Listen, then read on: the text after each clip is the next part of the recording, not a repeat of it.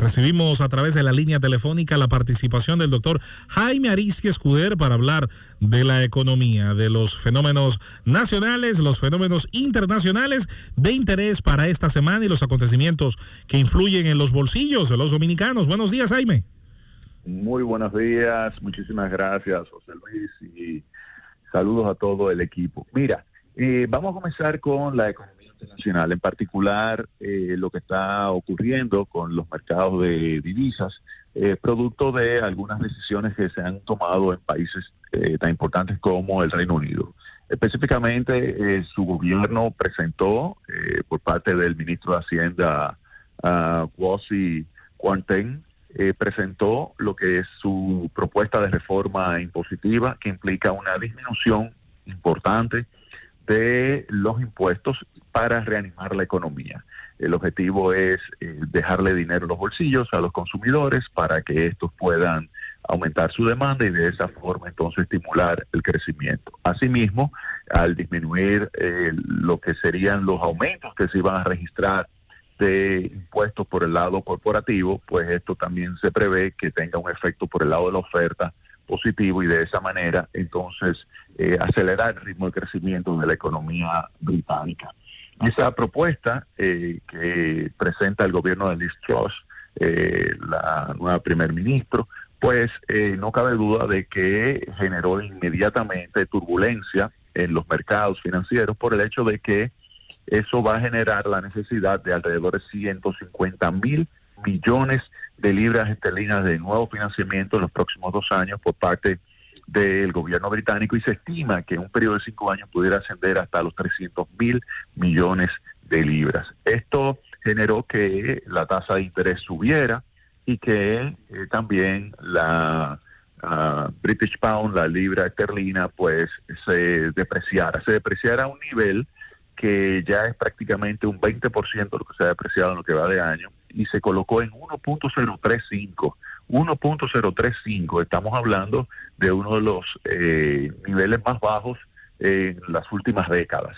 Y en particular, yo como economista no había visto una situación como esa, tan dramática por parte de la moneda británica, y esto es un reflejo de que hay mucha incertidumbre con relación a lo que está sucediendo con el mercado y lo que sería la sostenibilidad de las cuentas públicas, por el hecho de que ante esta reducción de los impuestos, si no hay un movimiento ascendente de la actividad económica que amplíe la base y se genera el déficit que algunos están pronosticando, pues entonces esto va a generar una situación de fuerte necesidad de incremento de la tasa de interés. Pues de lo contrario, pues va a tener presiones significativas sobre su moneda. Y eso es lo que está reflejando en el mercado el día de hoy. Europa, la eurozona en particular, está pronosticándose para el año que viene una caída de alrededor 2.2% debido a que se estaría proyectando que Alemania, que es el caballo de batalla de la Unión Europea, estaría cayendo en 3.5%. Y eso también genera muchísima turbulencia hoy en los mercados de capitales. Y también moneda. Específicamente estamos viendo cómo el dólar está aumentando, el índice del dólar está aumentando, lo que refleja que con relación a todas las monedas en promedio, el dólar se está fortaleciendo. El yen, que la semana pasada su gobierno decidió, en vez de subir la tasa de interés, decidió vender dólares e intervenir en el mercado para evitar la depreciación, pues hoy mostró nuevamente una tendencia hacia la depreciación, el yen. Para que tengan una idea, tanto el yen como la libra esterlina, al depreciarse alrededor de un 20%, sería equivalente a que República Dominicana, si hubiese comenzado el año a 57 pesos por uno, hoy el tipo de cambio estuviese en 68 pesos por uno, si se hubiese registrado una devaluación o depreciación de la magnitud que ha experimentado esas monedas europeas y asiáticas, tanto la libra esterlina como el yen japonés. También hay que señalar que estamos viendo que otras monedas también están en una situación de muchísima presión. El propio yuan En China ha estado obligando al gobierno a tener que intervenir en el mercado, haciendo que sea más caro, pues apostar contra el yuan. De esa forma está tratando de evitar que continúe el proceso de depreciación de su moneda. Todo esto está ocurriendo al mismo tiempo que Italia da un giro brusco hacia la derecha, la extrema derecha, una coalición apoyada por Berlusconi, pues ganó las elecciones.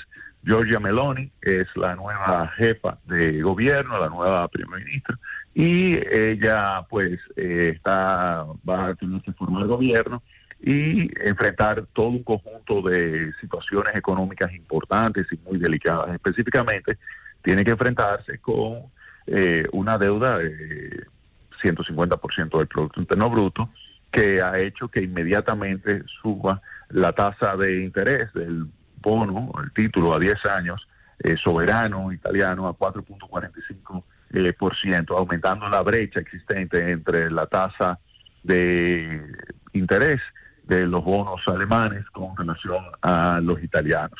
Esto es un reflejo de incertidumbre con relación a la capacidad que van a tener de poder recuperar la estabilidad. Hay muchísima también incertidumbre con relación a la sostenibilidad de esa coalición, por el mismo hecho, por ejemplo, Giorgia Meloni tiene una posición bastante dura en contra de la intervención rusa en Ucrania, pero hay miembros, como es el mismo Berlusconi, que tiene una posición pues donde él reconoce y señala que Putin lo único que está haciendo es defender su territorio y tratar de colocar a un presidente en Ucrania que sea más decente que Zelensky. O sea, eso para que ustedes se den cuenta lo que pudiera ser la confrontación interna en la coalición que está ascendiendo al poder en Italia. Eso también va a generar mucha turbulencia en Europa. Obviamente que todo eso influye sobre la República Dominicana. ¿Por qué? Porque República Dominicana recibe una cantidad importante de turistas provenientes de Europa, y esto hace que ante esta turbulencia uno pudiese proyectar una desaceleración para el año 2023 de la llegada de turistas. Yo creo que el esfuerzo que va a tener que poner el Ministerio de Turismo, así como también el sector privado turístico de la República Dominicana, para atraerse a los turistas europeos en medio de esta coyuntura, va a ser todavía más acentuado. Otro tema que quiero tocar ya en el caso de la República Dominicana es el tema de los precios de los combustibles. Se sabe que los precios han estado congelados y se estableció una regla en los primeros meses de este año, después de la invasión de Rusia a Ucrania y el fuerte incremento de los precios. El gobierno del presidente Abinader tomó la decisión de congelar los precios mientras estuviera el West Texas Intermediate, que es el precio del crudo de referencia para la República Dominicana, entre $85 y $115. Sin embargo, lo que vimos fue que cuando subió a $122, el precio también se mantuvo constante, es decir, que pasó el límite superior. Ahí nosotros le señalamos que al gobierno que tuviese mucho cuidado, porque después le iba a ser muy difícil pues hacer respetar esa regla, y además también le iba a ser muy difícil poder recuperar los recursos que estaría perdiendo por un aumento del subsidio más allá de lo que se había establecido, que era un rango de $85 a $115 el barril de petróleo. Llegó a 122 y el gobierno tuvo que invertir 1.600, 1.700 millones de pesos a la semana para poder mantener los precios de la gasolina, de los dos tipos de gasolina, del gasoil, del GDP, constantes. Pues bien, el precio ahora ha estado bajando y la semana pasada estuvo ligeramente por debajo de $85, específicamente estuvo en 84.67, y las personas, el pueblo, estaba esperando una reducción del precio de los combustibles. Sin embargo, vimos que se quedaron constantes los precios de los combustibles. El precio de la gasolina premium se quedó en 293.60, gasolina regular 274, el gasoil 241 y así sucesivamente. Bien, se queda constante. Ahora, ¿qué ocurre? Cuando vamos a analizar lo que está sucediendo internamente por tipo de combustible, nos damos cuenta de que si hubiese en ese momento eliminado el subsidio, el precio de la gasolina hubiese aumentado ligeramente, porque todavía, con ese 85 todavía está muy cerca, el 84 y tantos que hubo, está muy cerca del límite que se había, y es probable que haya cierto error en el cálculo de cuál es el nivel de subsidio dado ese nivel de referencia, porque hay a veces decoplamiento o separación entre lo que son los movimientos de los precios del crudo y los movimientos de los precios de los derivados, en este caso de las gasolinas y gasoil. Y por lo tanto puede que todavía esté en el entorno de 85 hacia la baja, por ejemplo, y que todavía sea necesario mantener el subsidio. De hecho, esta semana que pasó hubo que mantenerlo, porque de lo contrario, la gasolina, como le señalé, hubiese aumentado en 3.28, la gasolina regular en 6.46, pero el gasoil hubiese aumentado en 45 pesos. Entonces, por eso, el gobierno tuvo que utilizar alrededor de 120 millones de pesos, claro, no son los 1.400 que estaba utilizando cuando estaba en el entorno de $115 el barril, pero son todavía 120 millones de pesos que el gobierno está utilizando para esto. Claro, ese es un dinero que nos saca a nosotros los bolsillos en forma de impuestos, y que el gobierno lo utiliza para hacer este tipo de subsidio. Ahora, ¿qué se puede esperar? Por ejemplo, hoy, si nos vamos al precio del West Texas Intermediate, ahora mismo estamos hablando de que está en $78.53. A ese precio ya no cabe duda de que el nivel de subsidio de la gasolina ya ese se pudiera reducir sin ningún tipo de problema, porque ese implica ya que se ha eliminado en su totalidad lo que es el subsidio. Esos 3.28 y 6.46 que hubiese aumentado esta semana ya desaparecería. El gasoil habría que hacer un análisis más detallado para verificar si ya con el precio de 78.62 el precio del gasoil baja lo suficiente también esta semana como para justificar una eliminación del subsidio. Ahora, la gran pregunta que habrá que hacerse es, ¿el gobierno no va a querer compensar lo que gastó de más al tener un subsidio que se llevó a cabo aun cuando se sobrepasó el precio que definía el límite superior de $115? Es decir, cuando llegó a 122, esa diferencia 115 122, que pudo haber sido 300, 400 millones de pesos adicionales, esa diferencia no la va a querer recuperar el gobierno. Eso es algo que hay que ponerlo sobre la mesa. Si el gobierno dice, bueno, estamos dispuestos ya a comenzar a reducir los precios a partir de que llegue, por ejemplo, a estos $78 ya para esta semana, una reducción, las personas se lo verían bien.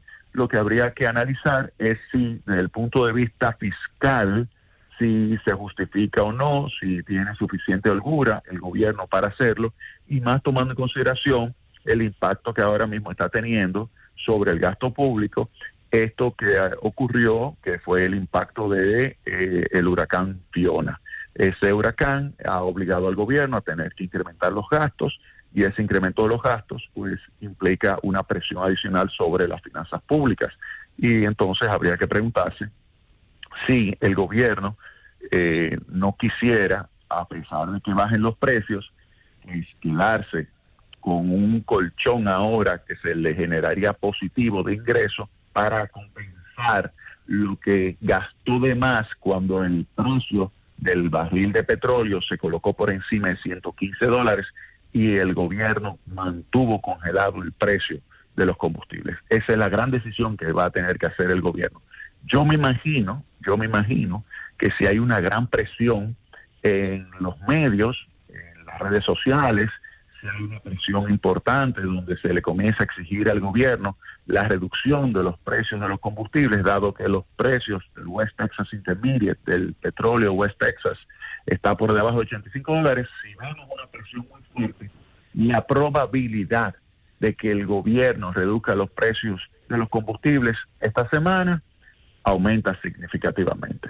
Ese sería el resultado que nosotros pudiéramos estar pronosticando. Muchas gracias.